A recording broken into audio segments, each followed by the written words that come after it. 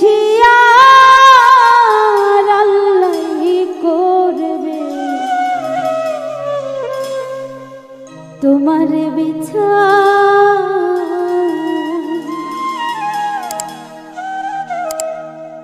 তুমি যে ক্ষতি করলাই আমার আল্লাহই করবে তোমার বিচার। তুমি অনেক দিন কান্দাইলা রে বন্ধু, কান্দায়ও না বেশি আর তুমি